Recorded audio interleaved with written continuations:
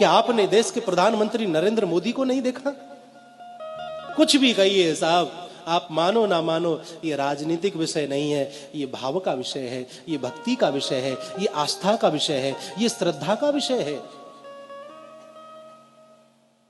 एक देश का राजा अपने जन्मदिन पर जब माता से मिले तो माता के चरण स्पर्श करता है, आशीर्वाद लेता है। चादर और फादर का समय चला गया साहब, क्षमा करिएगा। और अपनी संस्कृति को यदि बचाना है तो चादर और फादर से बचकर के ही रहना होगा, तभी ये संस्कृति बच सकती है। वो समय चला गया जब कहीं जाकर के चादर चढ़ाई जाती थी, कहीं जाकर के फादरों से मिला जाता था। अब समय वह आया कि जब अन्य किसी देश का राष्ट्रपति प्रधानमंत्री आता है तो हमारे देश का प्रधानमंत्री उसे ले जाकर के गंगा जी की आरती कराता है। महाराज, ये दृश्य मंदिर देवालय में ले जाकर के बड़े बड़े राष्ट्रपति को बिठा देता है, मंदिर दिखाता है, ये देखो हमारा ये मंदिर, ताजमहल दिखाने वाला समय चला गया साहब।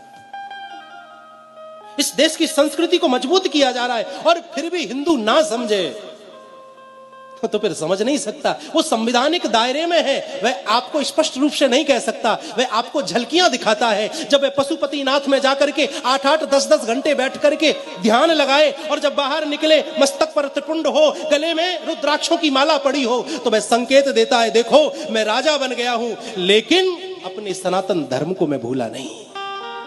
जिस प्रकार मुझे प्रधानमंत्री होने के बावजूद भी हिंदू होने पर गर्व है, उसी प्रकार प्रत्येक हिंदू को अपने हिंदू होने पर गर्व करना चाहिए।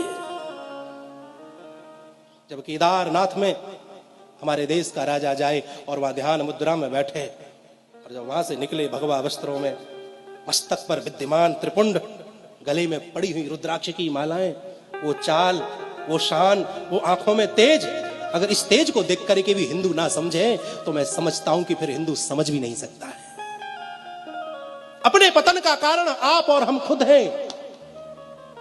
हमने मस्तक पर चंदन छोड़ दिया, हमने चोटी रखानी छोड़ दी, हमने गले कांधे पर जनेऊ धारण करना छोड़ दिया, जिह्वा से हमारे मंत्र गायब हो गए।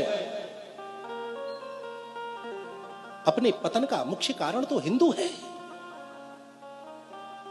कितने आताताई हुए महाराज, बड़े बड़े राक्षस इस पृथ्वी पर जन्मे, वह सत्य सनातन धर्म को नष्ट नहीं कर सके। ये तो किस खेत की मूली है महाराज, मूली तो बहुत बड़ी होती है, ये तो हमारे लिए मामूली है। बशर्त यह है कि हिंदू को एक होना चाहिए, एक होना आना चाहिए। अच्छा लगता है। माता पिता से बढ़कर के धर्म प्रेमी इस संसार में कोई नहीं है। जो माता के चरणों में झुकना जानता है, सारा संसार फिर उसके चरणों में झुक जाता है।